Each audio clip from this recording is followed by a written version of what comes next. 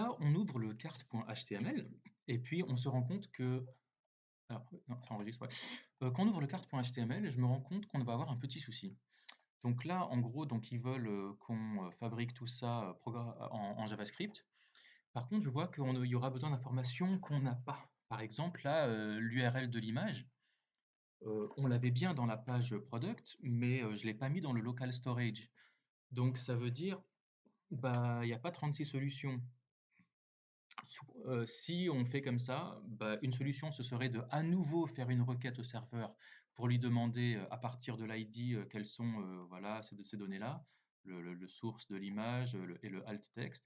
Donc soit on fait ça, mais moi je trouve que c'est vraiment dommage de faire encore une requête au serveur alors que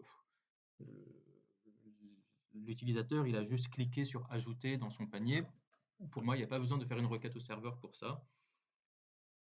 Donc moi je pense que on pourrait rajouter ces éléments-là dans le local storage.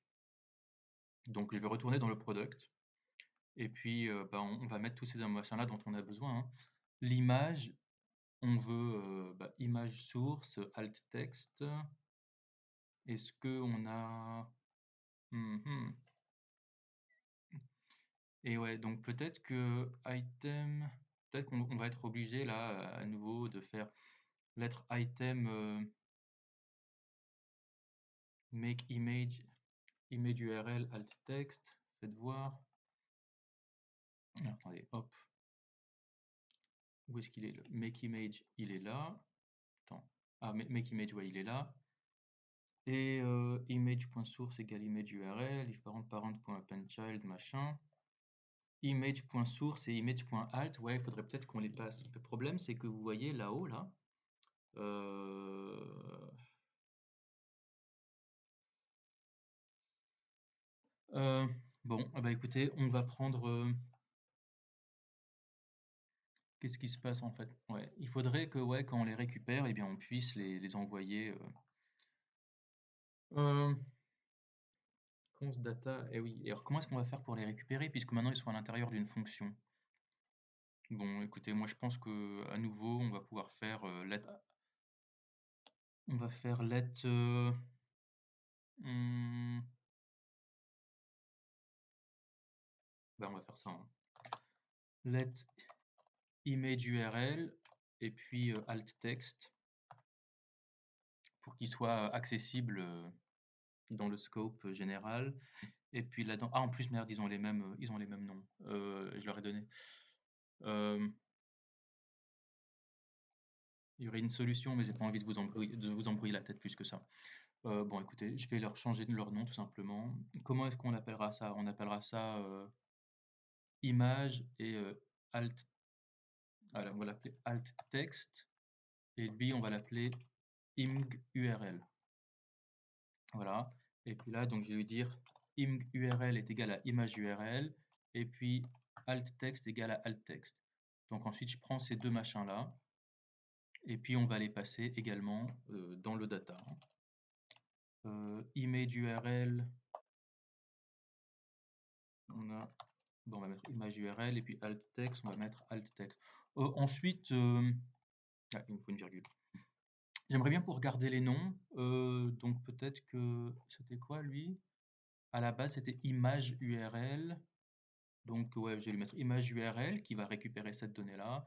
Et puis alt txt qui va être alt text. OK. Donc maintenant, là, je regarde si à nouveau on va dans le... si on va là, voilà, choisissez une couleur 3. Si je mets ça, là, je clique OK. Select a color and a quantity. Ah oui. Ah, ah, mince, par contre, vous voyez, là, il nous a rerouté alors qu'il nous a dit select color et quantity. Donc, attendez, ça, c'est un mauvais comportement, ça. On va voir ça. If color machin, il faudrait qu'on lui dise si il faudrait que la fonction arrête de s'exécuter si on est dans ces conditions-là là. Moi, je vais lui mettre un return. Voilà. Return, ça veut dire arrête-toi. Et puisqu'on est à l'intérieur d'une fonction, vous voyez, on est à l'intérieur de cette fonction, et ben tout le reste là ne sera pas exécuté. Je vais réessayer. Si je fais ça, voilà, select color and quantity, et voilà, il s'arrête là. Il va pas nous rerouter. Ok, donc yellow 2 add. Tiens. Alors attendez, c'est peut-être lui. C'était voilà, yellow green ID. Alors attendez, pardon, oui, donc voilà, c'est lui. Vous voyez que donc on a alt text, petit caneton, color yellow, ID machin, image URL qui est bon, price 10, quantity 4. Ok, parfait. Est-ce qu'on a besoin d'autre chose? Laissez-moi voir. Dans le carte.html, donc on a l'image, on a la classe, data ID c'est bon, data color on l'a, ok, nom du produit on l'a, la couleur on l'a, le prix on l'a, type number class machin, value ok. Bon, pour moi tout ça c'est bon. Ok, on a pu tout récupérer. Bah maintenant on n'a plus qu'à faire les fonctions qui vont fabriquer tout ce HTML. Ok, alors faisons ça. Et peut-être qu'on pourrait,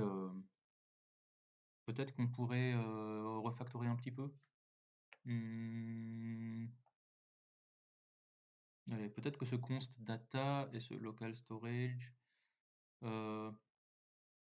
const data ID, on lui passe de quoi il a besoin. Le ID il les récupère de là-haut, le color il les récupère d'ici. Peut-être qu'on pourrait faire une fonction. On va lui dire voilà, fonction save cart. Voilà. Save cart. Et puis qu'est-ce qu'on va lui dire? On va lui passer. Voilà, je vais lui prendre ça. Et puis je vais le mettre là-dedans. Est-ce qu'il va gueuler? Ah bah non, il gueule plus parce que je lui ai... Attendez. Je lui ai mis un TS no check. Ok. Voilà, donc là, il gueule parce que donc il n'a pas le color. Donc il faut, je vais lui passer... Voilà, donc je vais lui mettre là. Save cart. Et donc il faut que je lui passe color et quantity. Donc je vais lui passer color et quantity. Ok.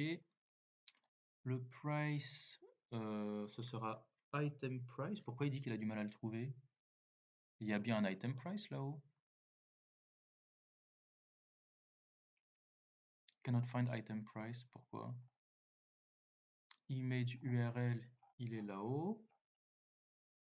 Et alt text, il est là. Cannot find item price. Bah non, attendez. Non, c'est pas normal ça. Non, non, mais attendez. Ça, c'est mon, mon machin qui déconne. Mais a priori, pour moi, il n'y a aucun problème là, hein. On va recommencer. On va aller en arrière. Pour moi, ça marche, hein.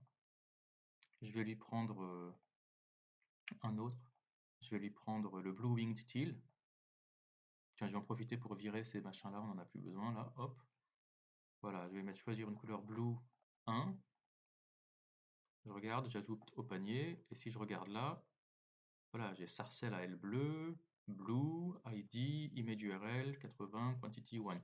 Donc pour moi, tout marche bien. C'est juste que c'est mon éditeur là que j'ai configuré pour être un petit peu casse-couille.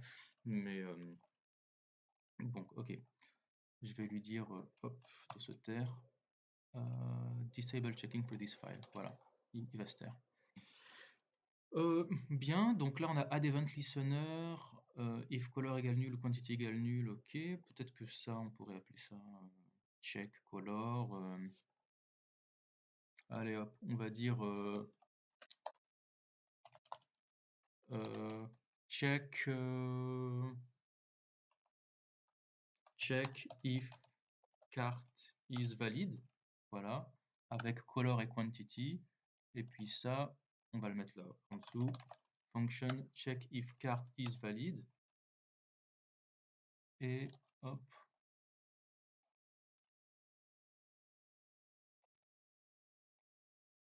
Ok. If color égale nul ou color égale rien. Attendez, non, attendez, excusez-moi, je vais recoller tout ça. Voilà. If color égale nul ou color machin, alert, please select a return and quantity, return. Alors attention, ce check if cart is valid, lui, il retourne quelque chose. Mais maintenant que je l'ai mis dans une fonction, là, ce check if cart is valid, lui, il n'est pas retourné, hein. Donc, à mon avis, on va avoir le même problème qu'avant. C'est-à-dire que si il va dire, s'il y a une mauvaise valeur, il va me mettre un message d'erreur et après il va quand même me rerouter à la page. Regardez, là je vais à la page du kart. Donc là je vais là bout, mais il va me mettre un mauvais message, là il va me dire c'est pas bon, mais il va quand même me rerouter, voilà, vers le panier. Pourquoi? C'est parce que là le return, lui, ça veut juste dire que cette fonction, elle retourne, le check if cart is valid. Elle retourne. Mais ça ne veut pas dire que cette fonction-là, elle retourne. Donc, l'idéal, voilà, je vais lui dire check if cart is valid. En fait, je vais lui dire, is cart valid. Alors, if color égale nul, donc tout ça c'est plutôt invalide. Donc, je vais plutôt l'appeler is cart invalid. Voilà. Et if is cart invalid, ça veut dire if color machin, machin, machin, machin, je vais lui dire return true. Voilà. Et donc, ça veut dire que cette fonction, je l'ai nommée est-ce que le chariot est invalide? Et il me renvoie true si une seule de ces conditions-là est remplie. Et donc là, je vais lui dire if, voilà, is cart invalid, voilà, return, voilà, return, tout court. Voilà, if is cart invalid, return. Donc ça veut dire il va quand même exécuter cette fonction-là. Et voilà, donc là j'ai bien un return, donc cette fonction-là va s'arrêter. On va vérifier que ça marche bien. Voilà, donc je vais effacer ça. Je vais chercher un duckling. Je vais faire un machin qui marche pas. Select color and quantity. Normalement, il s'arrête là maintenant. Voilà, il va pas plus loin. Parfait. On est bien. Good. Ok, if is cart invalid, return, save cart. Oh, et puis on pourrait lui dire allez, ça on va le mettre dans une fonction aussi. Redirect to checkout peut-être. Ah oui non, redirect to cart, ouais. Alors non, bah, du coup c'est pas is cart invalid, hein. On va dire plutôt, on va dire is order invalid plutôt, hein. Voilà, c'est mieux. Et donc du coup redirect to cart, hop, on va prendre ça. Et puis function redirect to cart, hop, on est bon, comme ça. Vous voyez que là, comme ça, maintenant, ça devient un petit peu plus facile à lire. D'ailleurs, même tout ça, en fait, je pense que je pourrais le mettre... ouais. On va mettre ça dans une fonction handle click. Et voilà, hop, je vais prendre tout ça. Hop, je vais le mettre là-dedans. Et puis ça, j'ai pas besoin de l'event finalement, je vais juste mettre handle click. Voilà. Voilà, donc là on est bien dans une fonction. Donc voilà, const button égale document.query selector nul. On va dire que le bouton il existe, hein, voilà, hop. Donc bouton égale document.query selector add to cart. Button.addEventListener. Donc sur le clic, on fait handle click. Donc handle click, il va récupérer, il va lire le color et le quantity depuis le formulaire. S'il y en a un des deux qui est mauvais, qui est vide, il va s'arrêter, il va nous mettre un message d'erreur et il va s'arrêter. Sinon, il va sauvegarder donc toutes les données qu'on veut dans le save cart. Alors c'est pas vraiment un cart là, hein, c'est plutôt un order qu'on va plutôt l'appeler. Save order. Et puis il va nous rediriger vers le cart. Voilà, un tas de petites fonctions très faciles à gérer. Ok. Vérifions que ça marche toujours bien, hein, mais voilà. Je vais hop, sur la page d'accueil. Je vais chercher le mandarin. Voilà, j'ai mon machin. Si je lui dis quelque chose, là, hop, il n'est pas content. Ok. Sinon, je prends Brown. Là, il n'est toujours pas content. Si j'en mets un, hop, là, c'est bon. Il m'a redirigé vers le panier. Et si je regarde dans le local storage, j'ai bien un ID là, avec, ok, donc ma clé là, ce sera donc ce ID, avec cette valeur là, qui sera donc ID, image URL, price, quantity. Donc pour moi, là, on est bon. Maintenant, maintenant, on va passer sur le cart, et puis on va pouvoir remplir tous ces éléments un par un. Allez, je vous dis à tout de suite.